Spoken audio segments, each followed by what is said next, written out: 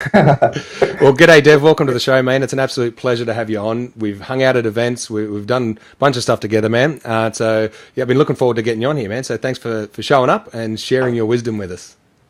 Absolute pleasure to be here, Peter. Thank you for having me. So, man, can you tell us about some of the work that you do and the people that you work with? Sure. So, simply put, I work with thoughtful organizations and passionate entrepreneurs, leveraging their branding and marketing strategy. And what that specifically means in layman's terms is that I work with organizations and entrepreneurs who want to figure out what their message is, what the ideal audience is to communicate that message to, and what kind of language patterns and communication methodologies that they need to be using to get that message across effectively. Okay, so sort of big in that personal branding type stuff and helping people to understand that. That's right, yeah. Okay, so who are the types of people? So, you work with non-profits and business owners, and, it's two very different worlds to some degree. So could you explain a little bit about what you do there? Yeah, no problem. The reason that I have that kind of disparate experience is because I guess my journey in this line of work started working with small NGOs.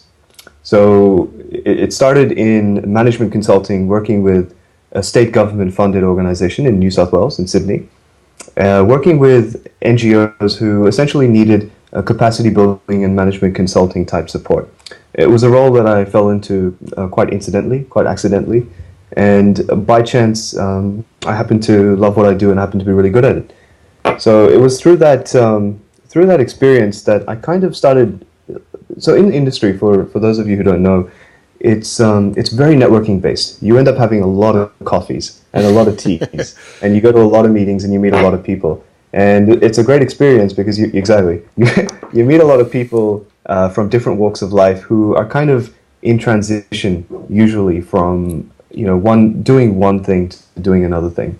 So in that industry, I met a lot of people who were moving away from the government funding model into setting up social enterprises. So what that means is essentially setting up it could be a nonprofit, could be a for-profit organization that had a social consciousness model implemented into the business. So doing something for some sort of community development work, some sort of social good intentions, but essentially a business. And generally what would happen is I would make friends with these people and I would sit down with them and they would say, Dave, you've got a kind of a business background, given your studies and also given your experiences working with, management teams and leaders of these smaller organizations. Maybe you can give us some advice. And I was like, I'll see what I can do. So we would sit down and, we'd catch up and I'd say, okay, what's the deal? What do you want to do? What's your problem? What's the situation? Where do you want to be?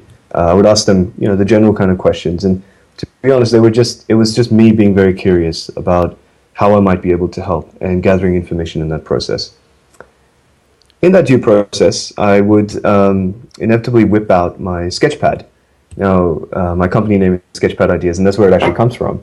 Because for some reason, just randomly, I've always liked working with Sketchpads and not notepads or notebooks. Yeah. It's just a weird quirk that I've had.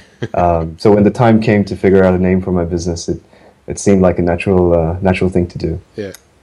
So I would sit down with my friends and help them out, and all of a sudden that they found that they were actually doing quite well given the advice that I was giving. So I did this for one person, did it for another person, did it for another organization, and alongside that time, people started asking me to, hey, we've got this event on. Why don't you come and actually give a talk on this kind of stuff?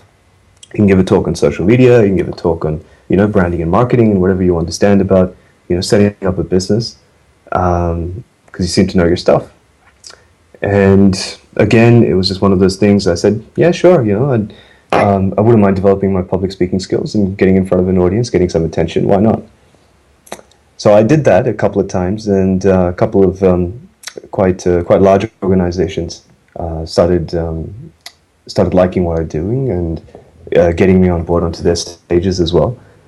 And what essentially happened was that I was consulting as a kind of a hobby with friends, and I was kind of speaking and doing training kind of as part of my job, but also kind of doing favors for friends and doing just personal kind of type of like a hobby kind of a gig with some organizations. There came a point where I realized that, you know what, I really love doing this, and I realized that there are people who are doing pretty much what I do, simply just swimming in different circles, that are actually making a lot of money doing it and having a really great impact on a lot of different kind of people. And I want to do that. So that's kind of how my journey transitioned from working with nonprofits and NGOs professionally to working with businesses, social enterprises, creative enterprises, almost as a very part-time, on-the-side, curiosity-based kind of intention, to doing what I do now, which is working with entrepreneurs and organizations who have that social consciousness intention, but don't necessarily know how to actually go about, articulating their brand or even establishing their brand in the first place to make sure that they're actually reaching out to their audiences. And now, I'm doing it professionally. I get to work with some amazing people. I've had the chance to get paid to speak on stages. We're connecting with hundreds of audiences, hundreds of people in audiences, and yeah, it's been a great transition, great journey. And mind you, I'm still very young, and it's still building up. Okay, 3 questions. How old are you? I'm 26, turning 27. Okay, what does NGO mean? NGO means non-government organization. Okay, I'm glad you asked, actually. Yeah, just to clarify, because it's one of those things. It's you kind of just hear a term and you think you know what it is, and it's like, yeah, some people might not know. It's a bad habit. And I should just clarify as well. A lot of people ask me this. I may as well take this opportunity. A non-government organization is not a government organization. It's called a non-government organization because it's essentially a non-profit that is primarily funded by government to operate. So you're talking about welfare organizations, youth centers, domestic violence refuges, neighborhood centers, those kind of organizations. Okay, and the other one is the social aspect of these businesses. What were you calling it? Social enterprise. Social enterprise. Could you just clarify what that means for someone who's listening out there that might not know what that means? Sure. So basically a social enterprise, and look, there are different interpretations to this. There's a lot of technical jargon and terminology that gets thrown around. My idea is quite broad of what a social enterprise really is, and essentially it's an enterprise set up on the foundation of an intention of doing social good. So based in social justice principles, to support social cause, and they tend to overlap with environmental causes as well. So when you say with some of those causes, could you sort of clarify what those would be? Like, what are some specifics on that? Sure. So let's say working with marginalized communities, working for championing environmental causes, working with people who are underprivileged in society, advocacy models, organizations that are looking to do social good in a way that's self-sustainable, so not dependent on grants, sponsorships, and funding. Mm-hmm. And I also consider cultural organizations as well. So I work with artists and cultural development organizations, a couple of film festivals I've worked with as well. I consider them social enterprises as well. Okay, so and how are you helping these guys out? Like, this is essentially what your business is about now. So this is your social enterprise, you could say as well, I guess. Would that be a true statement? It's interesting. There's a lot of stigma around that term, especially with people who want to kind of run away from that. And I have to admit, I was one of those people as well. My experiences in the community sector, which is primarily the NGO sector, but kind of borderlines with social enterprise as well, has been very bittersweet. It's been sweet in the sense that you meet the most amazing people who have such amazing intentions to help people's lives and change the world. But it's been bitter because there's a real culture of stagnation. People are not necessarily the most entrepreneurial, or they're very risk averse in many ways. They're very embedded in their way of doing things, and change. It's ironic actually, because it's so much about social change, yet they're so resistant to actually changing their way of doing things themselves. And when I got into the world where I guess I met you, into the entrepreneurship space, and started hanging around with people and getting training from people like people that you've interviewed, Dr. Rich, you were mentioning earlier. Yep. Jeff Slater, Kane Minkus, Travis Bell you've had on the show, Roscoe Patterson you've had on the show, and hanging out with these guys, I've realized it's a different kind of mindset, but at the same time, you wouldn't be wrong to almost classify them as social enterprises as well, by that definition, because what I've realized is that everyone is struggling one way or another. Everyone, when they have an aspiration to do something along the lines of wanting to leave a legacy in the world, has an aspiration to make an impact on the world. Whether you want to be the next Steve Jobs or the next Bill and Melinda Gates or just the next, Peter Montgomery. You want to have a positive impact on the world, and you want to do something for the society and the communities that you live around and are affected by. And it really just becomes a matter of what kind of modalities you want to do that through, whether you want to do that through working with... I remember actually Jeff told me this once. I think he said it in a group environment at one of his trainings. He said, it's really your choice. You can work to have an impact directly on a homeless person, and you can go and give that homeless person shelter and food for a night or a week or whatever it is, or you can work with the systems and the people who actually have the power and influence to build those homes for the homeless people. And it's a very broad metaphor, but I guess given my experiences, I've seen how that translates throughout various sectors of marginalized societies and communities. So effectively, say the work that all these guys are doing, when they help people, say like you and me, to go out and do what we do better, they're facilitating us getting better at the things that we want to do, so that we can help others who want to, for example, like I want to help guys like you kind of get your message across, and all those guys that have been on the show, I want to get their message across because they're out there doing some good work. So that this work here has this chain reaction that keeps going through. If everyone is kind of focused in on this type of business model, I guess, it's almost, what's that? You said it before, we're having a conversation, but it's like a positive feedback loop. It just keeps cycling in on itself and expanding and growing. That's right. My story began a few years ago when I finished my undergraduate degree. I did a degree in medical science and business, sort of a combined double degree. And when I finished, I went to medical school to train to be a doctor. And things didn't quite work out. 6 months in, I felt very ill, and I had a bit of a near-death experience. And that near-death experience kind of compelled me to take a step back. And literally, I had to defer my studies, and I had a significant amount of time off from basically doing anything. And I was compelled to really reflect and think about what it is that I actually wanted to do with my life. What kind of message I wanted to leave, what kind of audience I wanted to communicate with, what kind of communities I wanted to have an impact on. So this was before I had actually done any work in this kind of line of work, had done any work with nonprofits, NGOs, or anything of the sort. I was just, pretty much fresh out of uni, rough around the edges, whatever you want to call it. And, it was through that time, not necessarily immediately then, but as I was recovering, that I realized that there's a real us and them mentality when it comes to entrepreneurship. People feel like you're either a part of the system of entrepreneurship where you're trying to do something that's greater than your own existence and create something that's bigger than your ego. I like to put it in slightly spiritual terms in that way. And then there's the them and us kind of other side of the coin, where people are really thinking like, okay, there's those people who are out there to, make the millions and get their Ferraris and, build their big mansions. And there's nothing wrong with that. Absolutely nothing wrong with that at all, in my opinion. I'm not anti-capitalist, but I feel that because of that disconnect and disparateness, I've realized that there are a lot of people who are actually more marginalized and more even homeless in a sense than marginalized communities and homeless people, for example.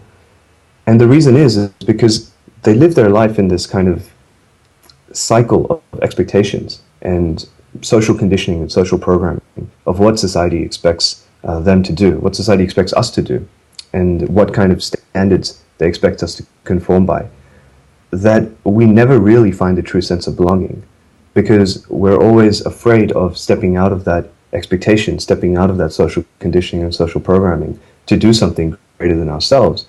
So we stay there. We stay with this false sense of belonging that actually makes us feel more disconnected than ever. And I remember that's exactly how I felt when, when I was recovering from medical school and had to kind of make this decision about whether to go back or not to go back, whether to be a doctor, where I was getting a lot of praise and a lot of pats on the backs for, going down this career path, which was considered very prestigious and considered very noble and considered like, this is what you should be doing. This is amazing, good on you, Dev, for doing this. But I wasn't happy on it because even if I became a good doctor, I was being a good doctor or being a good professional or whatever it was by other people's standards. And I guess I was very lucky because I had a very supporting and loving family and some amazing friends at the time who helped me kind of escape that sense of obligation, almost a moral and societal sense of obligation, and kind of think for myself and then go through that process of struggle, of trying to figure out what it is that I really wanted to do, what kind of mark that I really wanted to create. But when I found it, suddenly I was entering this world, with all these other people, these names that I mentioned, of the people that you have interviewed as well, where so many other people were going through the same struggle, and there was this community of individuals and to some extent organizations as well that were striving for the same thing, to step up above their existence and make a mark on the world and really create change in their societies and their communities, but not necessarily doing it by what other people think it means to change the world. Okay, now, I'm kind of, as you're speaking, I'm kind of thinking of my own journey and kind of relating to certain things you're saying there. That thing about going from one set of standards and expectations of, you're going down that path to be a doctor, and then having that sort of almost taken away from you, and then having to make a choice now, do I want to go back or do I want to pursue something else? Like it's kind of a bit of a no man's land. Like I've been in that situation myself. And entering into this world that we're both in now with this community of people, and feeling like you don't belong there where you used to be, and you don't belong in there yet, but you want to be there and you want to belong. So how did you kind of work through that transition? Because in effect, I guess it's like an identity crisis. Like, who am I? What do I want to do? Why am I here? So how did you work through that? Yeah. What helped you, man, to get through that situation? Because it sucks. It's hard, painful stuff. It is. How did I do it? With great difficulty. Look, in some ways it was the most blessed times of my life. In some ways it was the most traumatic experiences. There were things that go so much beyond what, even what I'm prepared to share publicly, I guess. But as much as I can offer, I guess the lesson that really came out of it for me was that when I started on that journey, I started making a transition by running away from something. It was kind of like this fear of that no man's land. I just wanted to find a sense of belonging, and I became really, really impatient and really, really restless. And I realized that that actually caused me a lot more harm than good. I spent probably thousands of dollars on trying to learn what to do and trying to fit in and belong in seminars and various educational processes. I spent hundreds of hours associating with people that I probably shouldn't have associated with, and just found myself on the wrong side of the tracks in a sense, because again it was a fear of uncertainty. I would rather have some sense of belonging than nothing. And what I realized is that a lot of people actually do this when they're in business, and they do it with their businesses. You see, what happens is that they're afraid of not having a sense of belonging, or they're afraid of some sort of rejection or isolation of their brands, of their businesses. So they basically go out and try and work with the first person that comes their way, or whoever it is that will take them. And what essentially ends up happening is that they don't really end up serving anybody, because they haven't really found a place where they belong and given themselves the time and patience to figure that out. How I did it personally was, I guess, twofold. One was that I had, like I said, the loving support of my family and a bit of mentorship over there as well. The other was, I consider myself lucky, because I really stumbled upon the support networks of people like Jeff and Kane and Bill Walsh and people who have studied under them, but are also helping entrepreneurs as well, almost by accident. But I consider there's not really any accidents. Everything kind of happens for a reason, one way or another. But what I do attribute to myself, which I can advise other viewers watching this who find themselves in a similar, I guess, crossroads or a similar sense of restlessness, is that I ask myself, what did I really want to have as my legacy? Now, this was not about how much money I wanted to make. It was not about what kind of car I wanted to drive or what kind of house I wanted to have. It wasn't even really about helping people, to be honest, because a lot of people say, figure out how you want to help people, don't worry about the money, and then your idea for business comes. For me, it was actually a lot more than that. For me, it was about, if I was to die tomorrow, what would other people's experiences of my life be if I was to share something of my life with them? Because, having come across that point where it's a very real possibility, even if it's just for a moment that you think you might die or you might not make it, you're still compelled to ask that question for a long time, even into your recovery as well. And some people laugh when I say that I had a near-death experience because they're like, "Okay, cool. Now you're qualified to be a speaker," because all of a sudden, you got this story behind you, and that's good enough. But I really believe that we all have a story. Everyone does, and it's actually that story, or at least becoming self-aware of that story, that it makes us realize that there comes a point where you got to stop running away from whatever it is that you're running away from and figure out what it is that you want to run towards. And the only thing that you can run towards is not really the money or the fancy car or the house or the sense of belonging. It's actually the kind of story you want to create into the future for yourself. The kind of story that you want to be able to present and share with other people that's completely congruent with the way that you're living your life right now as well.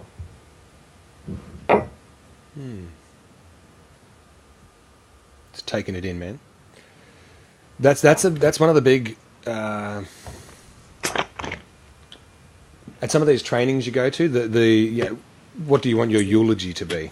That kind of comes up, and that's kind of like that. What do you want people to be saying about you after the fact?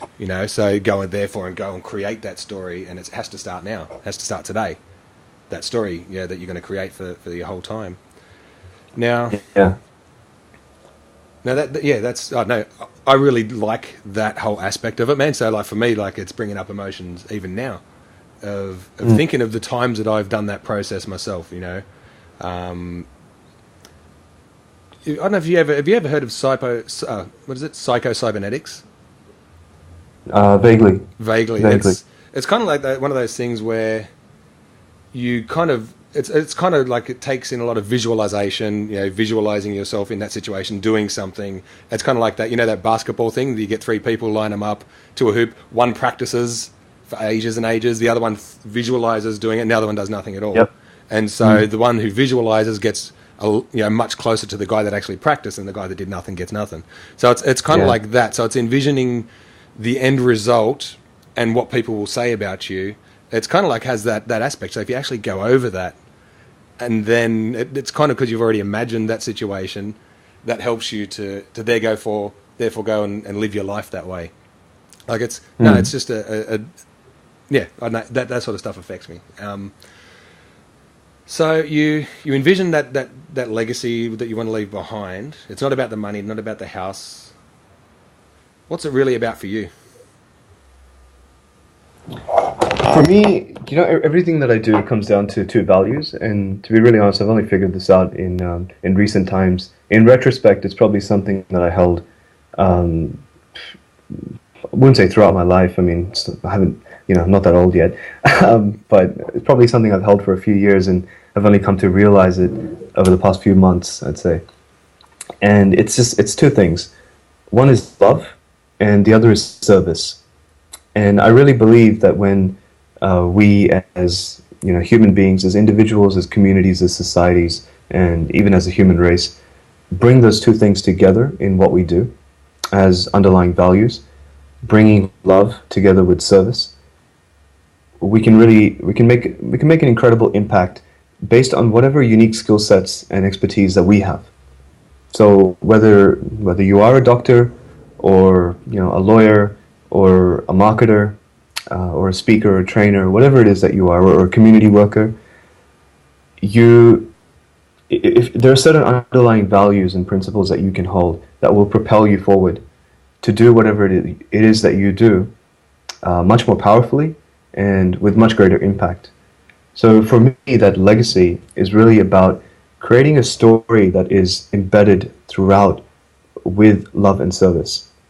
And it's really important for me that I don't actually forget that. And I'll tell you how it applies to me practically, actually, because one thing I find, and relating this, the thing I love is that, often hearing me talk, people are like, well, okay, this is very philosophical and very spiritual. And what I love to do is actually make people understand how much this relates back to branding and marketing. Because for me personally, there is a lot of spirituality and philosophy that needs to go into thinking about a branding strategy. And what I mean specifically by this is a lot of people will spend time when they're building their business on building up a Facebook page and posting on social media, for example.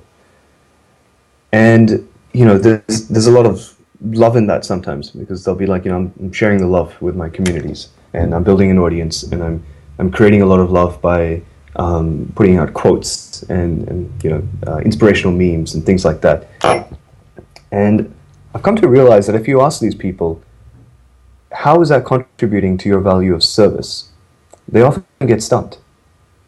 Because organizations and entrepreneurs will spend so much time building up their brand that they don't bother actually going out there and working. They don't bother going out there and actually getting those customers. And it's something that Bill Walsh says a lot, actually, and he said to me once as well. He said, what's better than branding and marketing in business? What's really good for business? Customers. Customers are really good for business. and I love that, because to me it kind of reminds me that if you hold a value of love and service, you can't just keep putting yourself out there without actually serving somebody. So that's a really important part for my story as well. I want to actually be actively serving my audiences, my communities, my customers, my clients, not just appearing to be a really powerful brand. Yeah, so this is the thing where we can sort of go into it a bit now. How are you helping your customers, your clients, to incorporate everything we've just said, basically, from the legacy you want to leave behind, from, what do you want your eulogy to be? What do you want your story to be now? How do you go and incorporate all of that into the brand? Because the brand isn't this thing that's just kind of outside of yourself. Your brand isn't your logo. It isn't a lot of the things that people think a brand is. Your brand is really the experience your customers have when they interact with you. I've heard it said too, it might have even been at one of these guys' seminars. It's like your brand is a promise kept. I really dig that. So how are you helping these people incorporate all of that into their brand? Sure. Well, first, I think a lot of it is about dispelling certain myths that go around the notion of branding.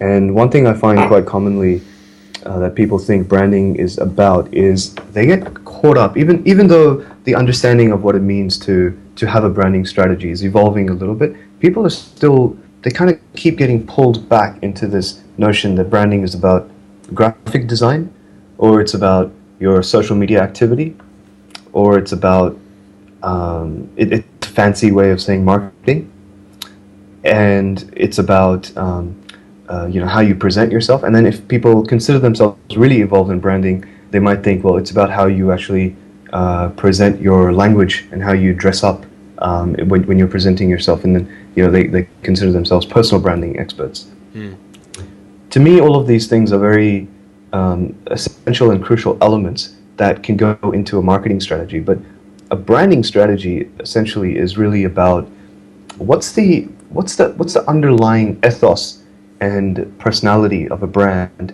that influences your business strategy, that influences your marketing strategy, that influences the decisions that you make in terms of who you want to work with, how you want to work with them, and what kind of results you're going to get for your business and for your customers in the long run. And that kind of sounds a little bit, almost facetious to some people. But then when you actually start explaining what that entails, they start to get it. So there's a bunch of questions that you need to ask, and I like to break it down into 3 primary questions, and then there's a bunch of deeper questions that go into those questions. It's really simple, and I mentioned this at the start of the interview as well. One is, what is your message?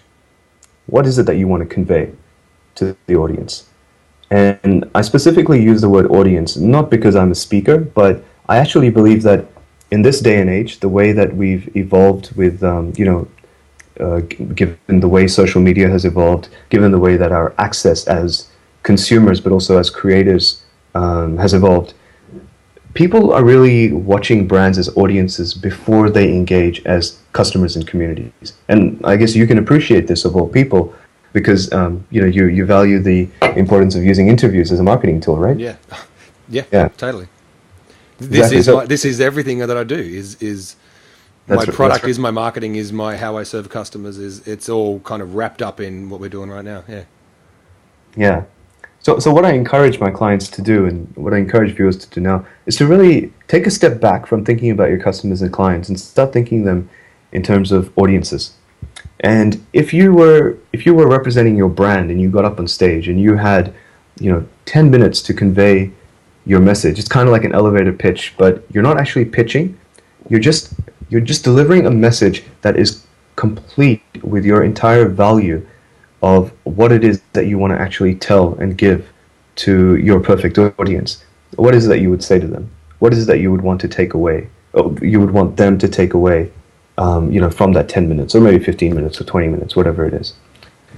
But the point is that we all have a message, and it's amazing how unclear people are about what their message is, because they get caught up in thinking about what their product is, and what their service is, and what their solution is. And all of those things are very important, but what happens is when you have a very, I guess, cohesive and tight message that forms the foundation of all of those things, forms the foundation of your identity, forms the formation of your marketing strategy, forms the formation of your product line and your solutions. When you go out and start creating more products and creating more solutions for the different kind of audiences you build, and when you start automating, when you start scaling, when you start hiring more people, when you start outsourcing, it gives a kind of, a band to tie everything together, to make sure that everything is still held by the values for which you actually started doing what you do with.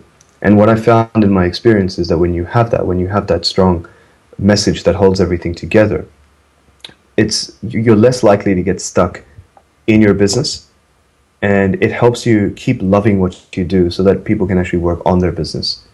And it's something that I found working with community organizations and social enterprises and creative enterprises as well. People get stuck in the operations of what they do so much that they go in with such high passion for what it is that they want to actually deliver to their audiences, to their markets, to their communities and customers, that they lose it. They lose it after a while, and then they don't love what they do, and they're just like, man, maybe I should just quit and go back to a 9-to-5 job. And that's my idea of worst nightmare ever. I know that I can't do that. I reckon the majority of the people listening right now totally are there. They couldn't go back either, or they wouldn't. Yeah. I remember the other day. It was a couple of weeks ago. Someone came up to me, and I told them that I was moving on from my position with a particular kind of job, and I was updating them on what was happening in my life. And I was telling them I'm going for a holiday for about 6 weeks at the end of the year. And when I come back, I'm going to be doing a lot of things from scratch. And they, for some reason, they took that to mean that I was going to look for a job. So they asked me, they're like, oh, okay, cool. So have you updated your resume? And I looked at them for a second. I was like, what is this resume you speak of? I had no idea what they were talking about. And then it started coming back to me. And I was like, oh, right, that thing, yeah. And it occurred to me that, I never want to have to update my resume again. I've tried to put something together at some point when I got desperate towards the end of last year, and it was like, I can't do this. It's like, it's one of those weird things, like, you never say can't, and you can, of course you can. It's like, I don't want to. It's like to put it down. Yeah. I don't even want to think about thinking about it. You know, let's move on. So, you were talking about it's first is the message, then what? I think it's a 3-part thing you said. Sure. The second is the audience, and like I mentioned earlier, the reason you want to think about it as audience is because in this day and age, the audience comes before the audience actually becomes your customers or clients, or even your leads or prospects, I would say. So you know those terms like you got leads, prospects, suspects, all of those things. Mm-hmm. And people say, okay, in the sales process, you go find your leads, or you go find your suspects, and you find your prospects, and you find your leads, you convert them, and you have a conversion rate and all of that. What I actually believe is that way before all of that, or almost in like a parallel kind of track, you have an audience that is going to find you no matter what. And it's really up to you how you position yourself to be found. Because people kind of think that, if you don't position yourself in a particular way, then people are just not going to see you, they're not going to find you. But I think most people are catching on to the fact that these days the way Google works as well is someone's going to find you sooner or later who might be perfect to work with you, but they're going to get an impression for you, and either you're going to be the one in control of that impression, or Google is, essentially. And you may as well be the one in control of that impression, because you're the one who's going to be able to communicate best to that person to help them actually get them what they need. Which is why you want to be really, really clear on who your audience actually is. And there are a few ways to figure that out. There's a lot of, there's a deep line of questioning that I go into when I work with my clients, especially one-on-one. But essentially, it comes down to this. Figuring out what your values is really helps. And figuring out what your personal values are and how they actually integrate with your business values really helps, because at the end of the day, even if you want to work with a large corporation or a large business, you're still working with individuals. The decision makers are still people, and they still have their own set of values that may or may not integrate appropriately with their business. But what I really believe is that when people do actually integrate their personal values with their business values, that's when they start getting real success. And I say that because that's what's worked for me. And it's what's worked for a lot of people that I've kind of seen around me who have grown their businesses even more successful than mine. And in figuring that out, it really helps you kind of get clear about the kind of people that you want to align yourself with, and the kind of people that you can actually do business with and to serve. And there's a lot that gets in the way of this, to be honest, because in my own experience, I've worked through a lot of these insecurities that, I'm too young, I'm too inexperienced, I've never worked for a large corporate organization. How does that get in my way? I don't have the kind of, public exposure yet that some big name entrepreneurs do. All of these kind of things. And I remember one thing that Jeff actually taught me, Jeff Slater. He told me this personally. He said, Dev, at the end of the day, you're going to have your perfect customer. And when you get to a point of that kind of real congruence between your values and your business values and figuring out who you want to work with, the notion of having competition gets completely eliminated. It's like there is no competition. And I really took that on board, and I really valued it. And I'm still trying to figure that out exactly, but ever since I started adopting that as a value, as an attitude, I guess, towards my business, and I started encouraging my clients to do the same, our success has just skyrocketed. Okay, now listen, you're talking about audience. Mm-hmm. Something that interested me just a little bit back, was you want to be in control of of what they see. So when they Google something, when they're looking for whatever you offer, and they happen to come across you, what can you do, or what do you teach people to do so that they can, to some extent, control the perception of you and your organization? Sure. So the first thing I actually do is figure out who you want to disqualify. And I guess some people think of this a little bit negatively, But I think it's really valuable to figure out who it is that you don't want to work with, because what I found is that there are a lot of people in the market, especially when you're starting out, who will say they want to work with you, and they'll want to work with you, but they're not necessarily ready to work with you. And what that ultimately creates is a whole bunch of tire kickers, knocking at your door, trying to get as much free value as they possibly can from you. And I call them gunners. Sorry? Gunners. Gunners. I'm okay. gonna work with you. I'm gonna. Yeah. All right. Gunners. Yeah, that makes sense. Yeah. No, exactly. Look, out of the 27 people I've checked out, you're the best one. So in 5 months' time, I'm going to get the money together, and I'm going to work with you. Yeah, yeah. But the worst thing is where they say, I just need to have one more meeting with you to figure out whether we're going to work together or not. Yeah. Or let's have a coffee. Let's have lunch. Let's have dinner, and I'll get to know you a little bit better, and then we can work together. Yeah. And the point is that if you don't know how to recognize those people, you're gonna waste a lot of time. Essentially, you're gonna waste a lot of time filtering through people who are gunners. They're gonna work with you, but they never actually do. So how do you how do you decide? I guess it's part of that is being, if you're clear on what your message is, you're probably going to be a lot clearer on who your audience is and how do you disqualify them once you're kind of clear? Yeah, it helps. In my personal experience helps as well, because look, at the end of the day, experience is valuable in the sense that you can give someone a blueprint and a map of what to do, but until they walk the terrain, they're not really going to have a feel for it under their shoes. They're not really going to have a feel for who is a tire kicker and who isn't, who is a gunner and who isn't. And it's something that kind of builds up in your subconscious, I guess, in your radars or your filters. They get clearer about these things over time when you deal with it. Having said that, there are ways to, I guess, shorten the learning curve a little bit. And one of the ways that you can do that, which is it's a really simple tip, but it freaks a lot of people out, is to raise your prices. Mm-hmm. And it freaks a lot of people out because, especially the kind of people that I work with. So I'll give you an example, actually. I'll tell you a story. I had a conversation with an accountant the other day, and this accountant was telling me, I'm kind of, I've had this experience where my business is okay, but it's kind of like a job. These weren't the exact words, but this was the idea that they were getting at. And I could tell that this person was kind of tired, was a little bit frustrated by the position that they were in. And they had a lot of work. And I said, well, okay, look, have you considered scaling your business, doing something to be able to take on less work and still get the same amount of revenue? And they said, yeah, thought about getting other people in. And I asked them, I was like, what are your prices? And they gave me a certain figure, and I said, have you considered increasing your rates?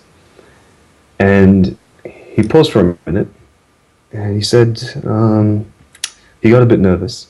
He said, yeah, I've considered it, but I don't want to do it because my prices are very fair. And the funny thing is that I was sitting there thinking that, if you increase your prices, I would pay. And I wonder how many other people would pay. And I said, okay, tell me about your experiences of the kind of people that you work with. What causes you the most stress with the kind of clients that you have? And he said, well, the most stress that I get, I think I'm actually mixing two different stories of accountants here, but that's okay. Anyway. The analogy will come across. It will, yeah. And he said, the biggest frustration that I have is clients who basically dump on work and keep coming back, and they pay what I charge them, but then they take advantage of it, and they keep putting on more work. And I thought to my experiences of consult, especially people who are freelancers, they have this experience a lot where they'll work with certain clients and customers, and they'll charge a really good rate or a really modest rate because they feel like that's their competitive advantage. And then people will say, okay, cool, I'll work with you. Your prices are really good. But then they'll keep coming back for more, and they'll keep coming back for more. You're saying without paying extra, like just keep coming back to, can you do this? Can we add that in? And exactly, yeah. They'll keep looking for value adds. And I think by trying to compete on price, you're actually training people to take advantage of you, because it's it's weird. It's almost like you're telling people that you don't need the money, and it's almost like you're influencing your customers and clients' relationship with money themselves. And I found it's a huge deal. And as soon as you start explaining to people that these are my rates and stand by them, you might freak a few people out, but the people who are willing to actually pay those rates, the people who are willing to come on board for you, once you've disqualified everyone else, those are the ones who are really going to take action. Yeah, look, that's totally true. Like, here's an example where I've done some work with someone, like, say, done an interview, and the ones who haven't paid, because in the early days, for certain things, you do it for free, whatever it is, just to kind of get the ball rolling, get some work, yeah, of course, get a name out there, whatever it is. Across all industries, it tends to happen. So you do a bunch of free stuff, but then when you charge people for stuff, if you're creating content, say, for example, we create an interview specifically for whatever reason, the ones that get it for free, it's kind of like, oh, that was nice, did an interview, I was on the show, cool. They don't really do anything with it, but other people take it and go, wow, and they put it in front of everyone, and they get better results. People go, wow, respond to the interview, maybe opt into their website, buy some stuff, whatever. The ones who pay actually go, well, I've got some skin in the game. I've paid for this. I'll at least got to break even, and they go out and they get some results. So it's kind of like that too. The ones who pay money, I guess, respect the value and actually go and work it. Where the ones who don't, it's like, oh, whatever. Yeah, exactly. Jeff and Kane commonly say, when you pay more attention. Yeah, that's exactly right. Yeah, that's a very short way of saying what I just said. Yeah, exactly. Yeah. But it's amazing how many people don't understand that concept. So that's one way of disqualifying people. The other way of disqualifying people, I find, is actually to be very, very explicit in actually stating who you don't work with. So one thing that I've been taught to always do on stage is, when I'm giving a presentation or running a training seminar, and if I do happen to upsell my consulting services or whatever it is that I'm upselling, to be very clear in stating that this is not for everyone. So who don't you work for? Who don't you do? Who isn't what you do? Who isn't it for? Well, it's exactly what we just discussed. People who don't have that relationship with money. It's like you were saying at the start as well. You're now working with people who have kind of crossed a certain threshold and are looking to take their business to the next level. It's very much the same. I find that there are people, it takes a certain capacity to work with people at certain levels. So if you want to work with people who are startups, who don't necessarily have much funding, you want to incubate them, it takes a certain level of energy, a certain level of resources, a certain capacity to be able to work with those people as well. And I guess a certain mental fortitude as well. And you might not necessarily be aligned with those people, but you think that you work with them because they're at the start of the chain. So it's kind of like, if I'm starting out, I may as well work with the people starting out as well, which is absolutely wrong, I found. It's funny how you can actually be more qualified when you're just starting out to work with people who have 20, 30 years of experience behind you. And it's weird, like it doesn't make sense. Explain, like, you could explain how that process? Yeah, sure. Like, I mean, my experience, for example, has been that I did the same thing when I started out. I said, okay, I'm starting out, so I'll work with people who are starting out, and we'll help each other out, and then we'll kind of both graduate towards working with people with more experience. But what I found was that the ethos that I had, the professionalism that I was bringing to the services that I was providing, was not actually suitable for those people, because what those people needed was maybe to go read a blog or go pick up a book. And what they were doing by putting money on the table, granted it was very little money, but they were putting it on the table to work with someone like me at that stage, was that they were getting an illusion of training themselves, almost like a seminar junkie, for example, or a training junkie, in feeling like they're doing something about their business. But the fact is that they were still in that exploring stage, and they were still trying to figure out what it is they wanted to do. But just because they were at the start of that journey, and I was at the start of the journey, I thought there was an alignment. So eventually getting over that, what I started doing was working with people who were much more experienced, people who were managers of organizations, people who had been in business 20, 30 years, people who were much older than me, and speaking with people who were heads of departments or heads of organizations. And what I realized was, working with these people, the issue that I thought that they would have of me being very young or inexperienced actually wasn't there for them.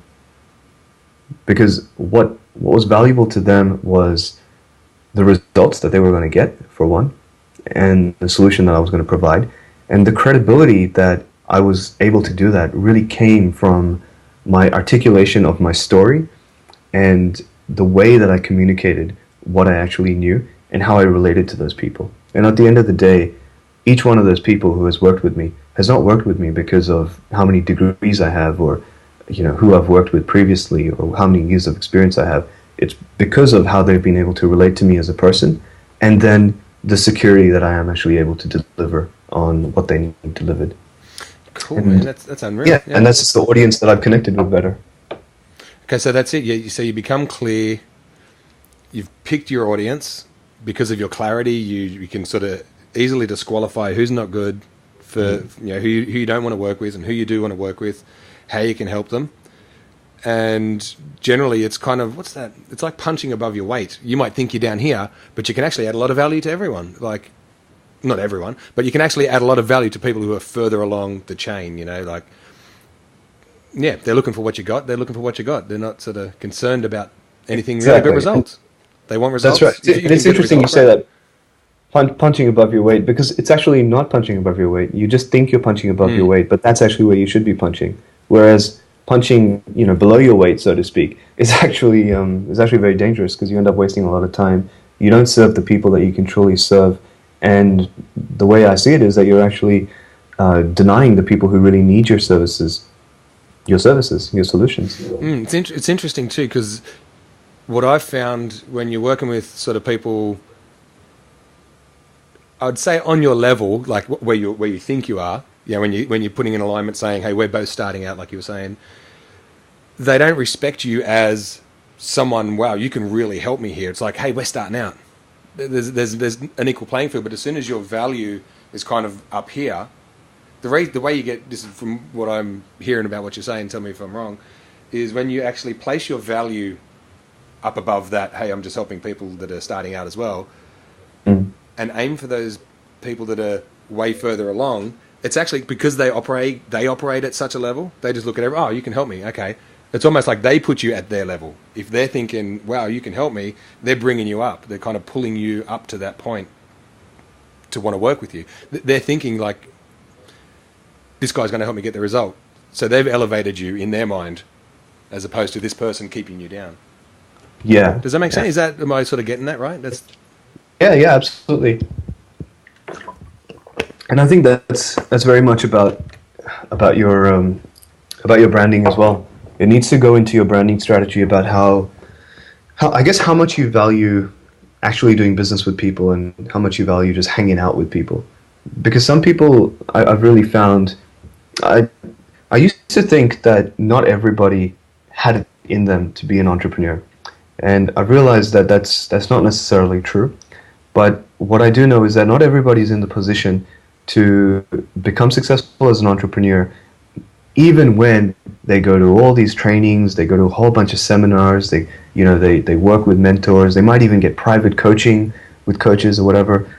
The reason is because they're going in it for the wrong reasons. Their whole idea is that they feel a sense of belonging, or they feel a sense of commitment towards progression by learning, without actually doing anything.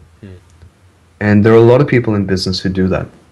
And I would, encourage everyone to really challenge themselves and question themselves whether they're doing it. Because I've done it for years, and I know that, I started out that way, where basically I would think, okay, I just got to learn this one more thing before I'm ready.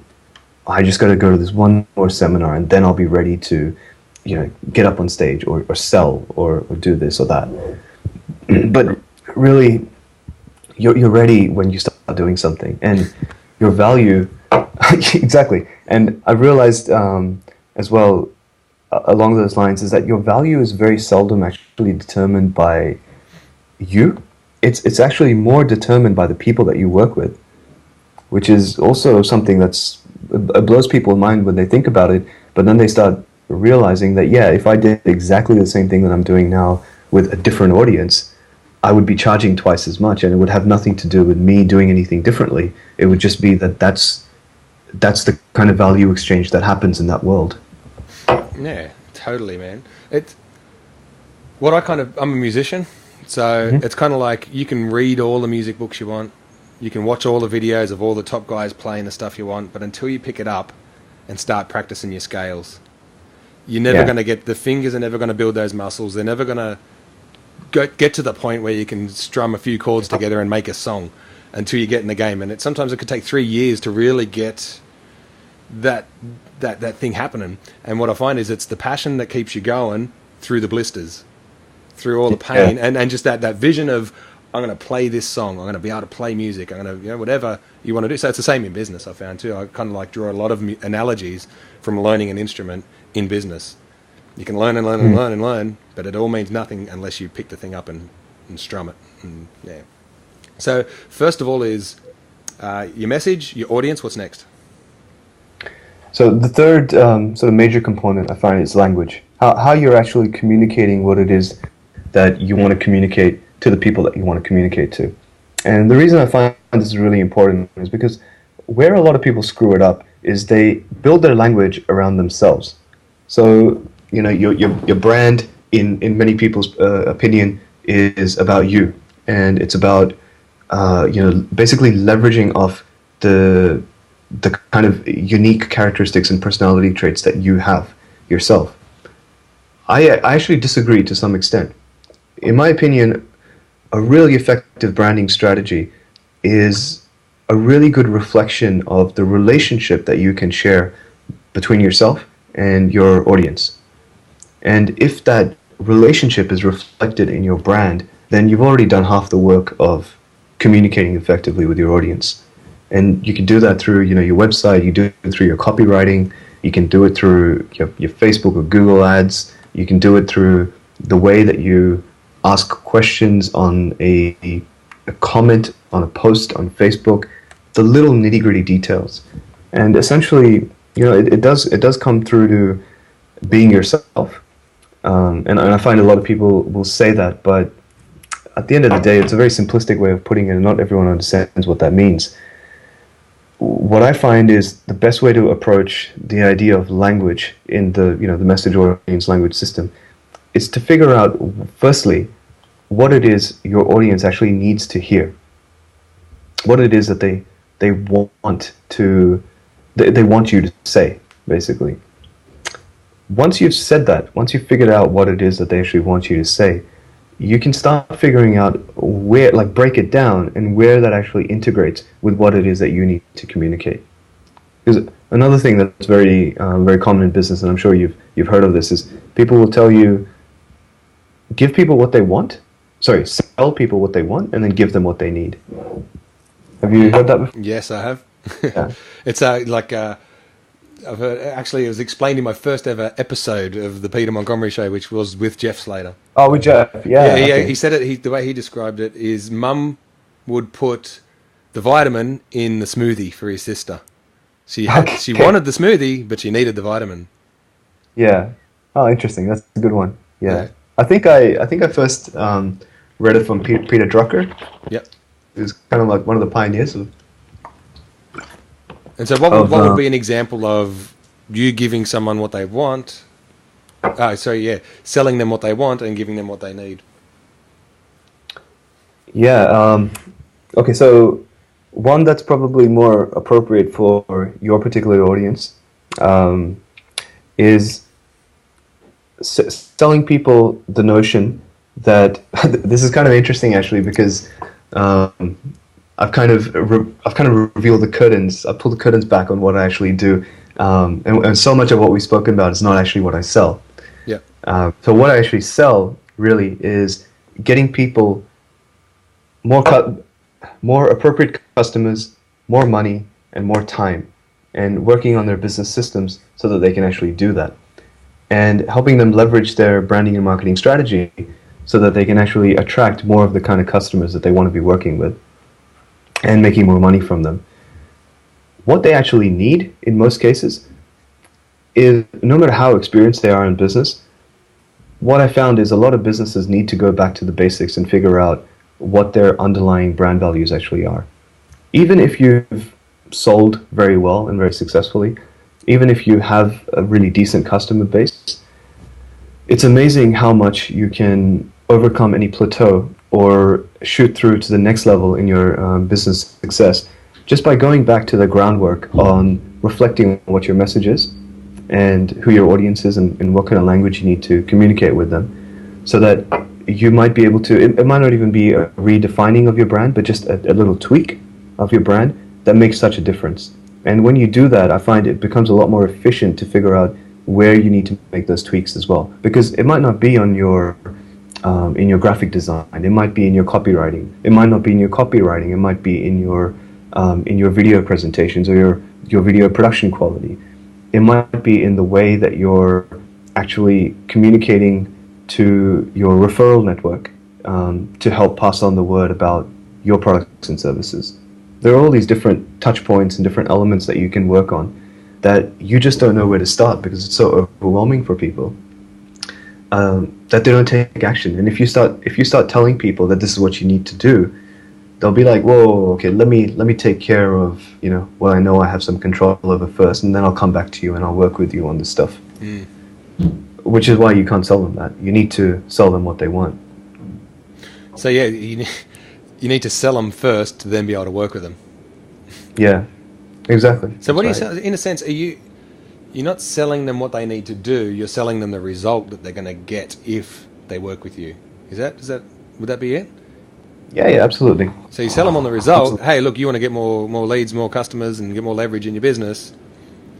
So you sell them on that. Hey, look, when you want to do this, and you maybe share a few things, but on the back end, when they go, yeah, that's what I want. Okay, well, yeah, pay the money, let's do the thing. And then after, okay, great, now to get more leads, customers, leverage, we're going to go through and tweak blah, blah, blah, blah, blah. And actually when you're working with them is when you deliver that stuff. Is that right? Have I understood that correctly? Absolutely. And it's something that's, I know if your viewers have been following your show and they go back and watch other episodes as well, a lot of your guests have spoken about this concept as well.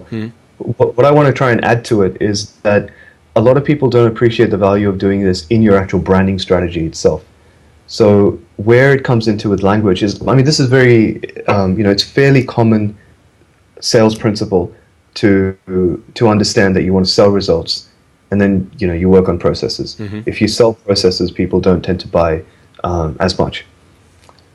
What I want to add to that is that a lot of people, it's funny how when someone actually understands this, they still won't integrate it properly into their branding strategy, because they'll integrate it into their sales process. But when somebody goes and does some research on their touch points or their communication points or whatever, they're still putting so much emphasis on their own credibility or their own backstory or their own their own processes working with other people rather than results. And I guess, granted that a lot of the people that you've interviewed and people that, friends of ours, mutual friends, and people that we know commonly, they do this really well, because I guess we've all kind of had training from the same sort of people, and it's been really amazing training. But see countless businesses out there who make this mistake of thinking that they understand this principle of selling results, but they still don't.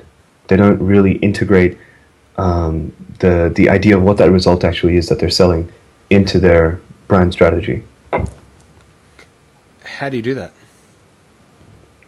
Well, first you want to figure out what it is that your audience actually wants. And this is something that I find there's a principle in a lot of the entrepreneurship circles, and Jeff and Kane talk about this a lot as well, which is sell before you build, which is sell something out there, put it out there and see what kind of response you get. And then you're actually able to make sure that the product that you're offering, or the service or the solution that you're offering, is exactly to the specifications of what the customer has bought.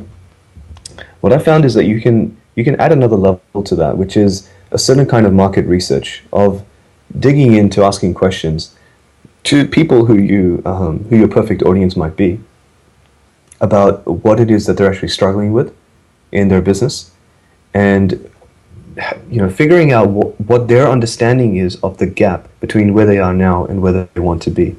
Because I find when you really understand that gap in between, and when you understand what they think the bridge needs to be between that gap, you start getting clues as to what they think they need to start solving that problem. And don't get me wrong, it'll be very, very close and very, very much aligned with what it is that you can actually help them with. It's just that they might word it differently, or they might have a different set of language that they use for it, or they might you might come at it from this angle, and they think that you need to come at it from this angle.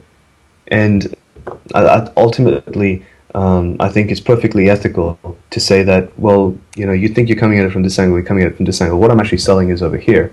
So buy this, and then when you work with them, you can sort of negotiate that process of, let's actually come at it from here, and it'll be a lot quicker and a lot more efficient to get to the result. Does that make sense? Yeah. I'm sure just going with your analogy of, they want to come at it from this angle, you want to come at it from this angle. When you understand what they perceive to be the problem, where they are, where they want to be, and that gap, and understanding the gap, I was thinking, what about if, I don't know if I've understood this right or not, they say come at it from this angle. What if you align what you do, leverage what their pain point is, I guess, where they're at, align what you do to fit in with there, so that's kind of like the leverage point. So you can now position what you offer, and align it with how they perceive what's wrong, and then they can see, I can see how your thing is going to help me get to there because I'm understanding it correctly. Is that a similar sort of you're absolutely concept? No, you're absolutely right. But I guess what I'm trying to add to that point is there's a different aspect of it which a lot of people don't consider, which is that a lot of the customers and clients that you might work with already have a preconceived notion of what the solution should be to their problem. Yeah. A lot of people go into branding and marketing saying that, okay, I'm going to figure out what the problem is, what the pain point is, and align my solution to that pain point. You need to do that. You have to do that as well. You got to make sure that your leads and your audience actually believes that you understand and that you do actually understand their pain points. That's very important. The interesting thing is that a lot of people will have their, I'm going to throw a bit of an NLP term here, their ecology will be set up to accept certain kinds of solutions. Yeah. So what that specifically means is that their sense of reality will allow or will influence or tell them that, at a subconscious level, I actually believe that this is what the solution should be to this problem. And if you come in and tell them that actually the solution is this, and it clashes with their idea of what they think the solution should be, right, then they're not going to be open to working with you. And granted, I found that this is particularly true for very social conscious enterprises and entrepreneurs, and it's very true for creative entrepreneurs who are used to having a lot of control over the creative determination of the way things should work and processes.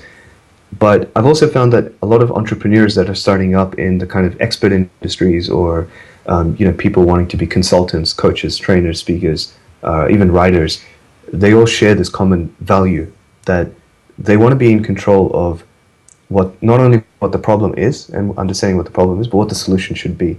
Mm-hmm. And oftentimes you can come in and you can give them an idea of what the solution is, and they'll say initially at the start of the conversation that I have no idea what the solution is, this is what my problem is. And when you start talking about the solution, they'll turn around and say, actually, thanks for that conversation, but I think this is what the solution is, so see you later, I'm going to go work on this. And then unfortunately that solution doesn't help them. It's just they're doing it because they think that that's what they actually need. Okay, so how do you make your solution, which will fix their problem if they execute it, mm-hmm. but how do you make your solution match their vision of what the solution is? Even though there might be two different things, they need to do X, you've got Y, but if they do Y, it'll work. How do you make your Y become their X? Sure. So besides being absolutely clear on the results that you're selling, and getting very, very clear on what the results are that the person wants, it's to making sure that you can actually suss out whether whether they have any idea of what they think the solution should be or what they want the solution to be. I found that particularly useful for me, and I found a lot of people don't do that. They don't spend the time to, I guess, almost kind of pay respect to what kind of knowledge, what kind of expertise the client that you're dealing with actually has and brings to the table. And oftentimes, there's no nice way to say this. It's basically their ego that gets in the way at times, where they kind of want a sense of control of the process because that's just the kind of personalities that you're dealing with. And if you come in and tell them that, this is the solution, these are the results that we're going to give you, they'll shut you down. The way that I personally deal with that is I don't actually offer solutions anymore. What I offer is a relationship. And it sounds almost, a bit airy-fairy. And granted, there are some people it doesn't work with, it doesn't quite land with.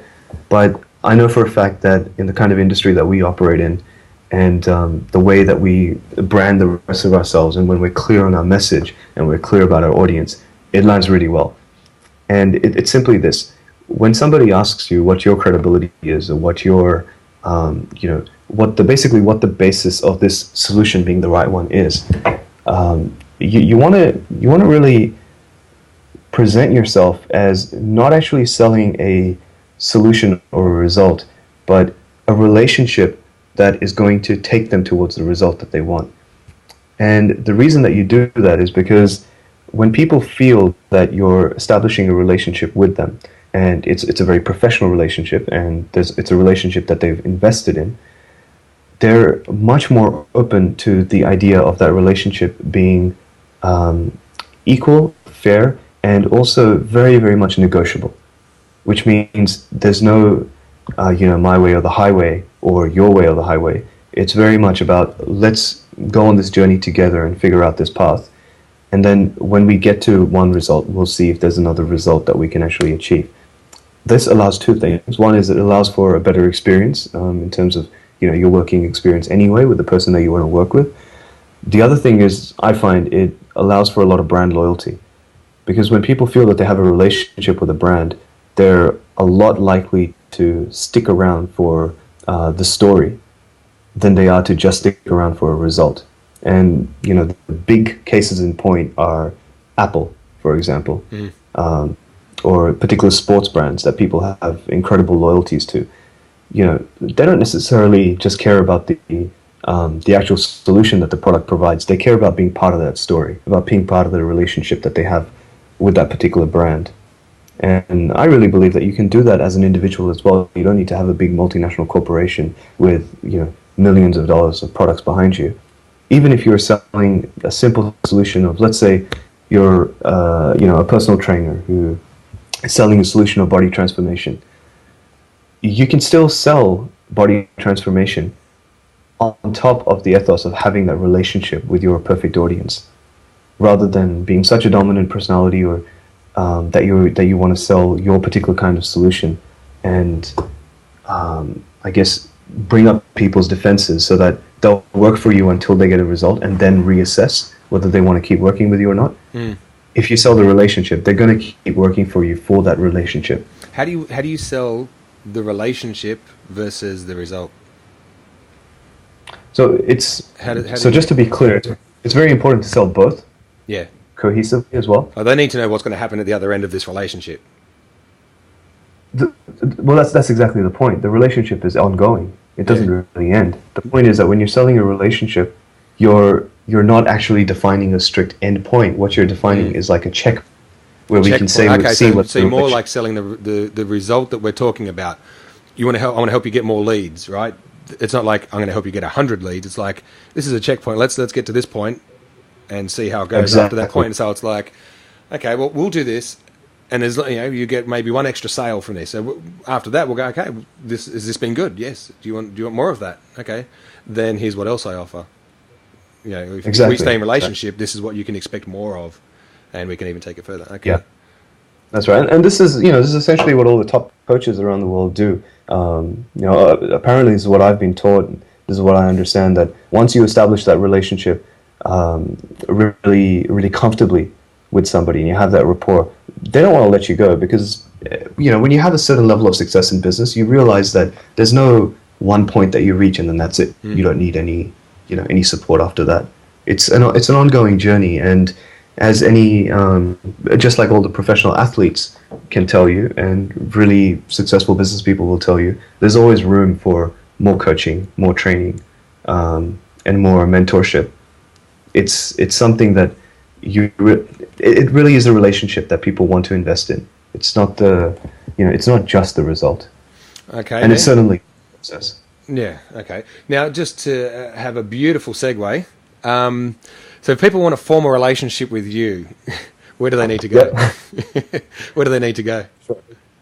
So if you go to sketchpadideas.com, it's all one word, sketchpadideas.com. I'm sure you'll put the link. They're going to put the links down there. Everyone, if you're listening out there in Radio Land, you just hearing the audio, make sure you get over to the petermontgomeryshow.com/Dev Singh, whatever it's going to end up being. You go there and find it.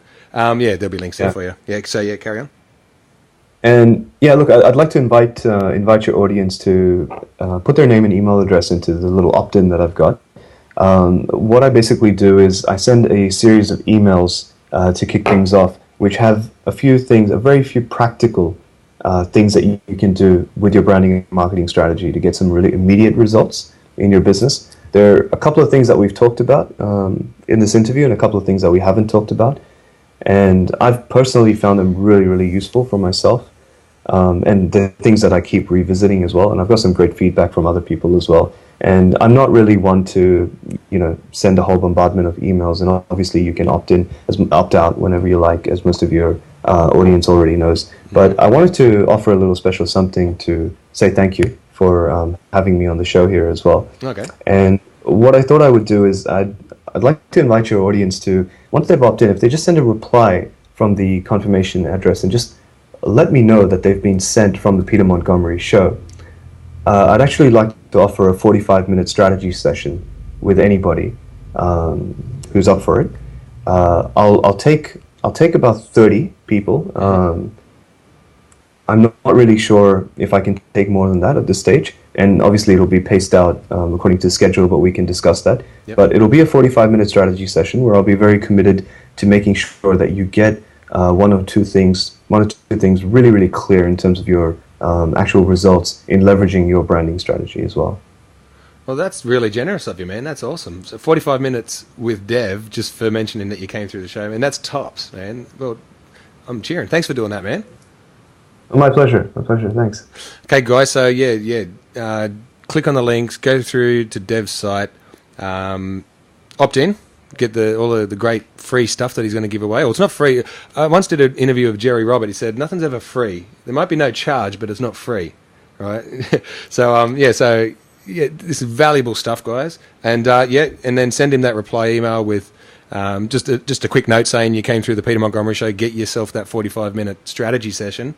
I'm sure just spending this time with you, man, I could hear you talk all day long. Seriously, but we've only got a certain amount of time in this interview. I think I'm going to have to get you back on the show at some point and just keep going, man, because I don't know, something about your presence just soothes me. I just feel totally relaxed and I always learn heaps, man, when we hang out. So Dev, thanks for coming on the show, man. You've been an incredible guest, and I just invite everyone to go over there and get in touch with Dev. Thanks. I'm very humbled to be here. Thank you. Thanks, mate. Well, you make it a great day, and I'll talk to you soon. Cheers.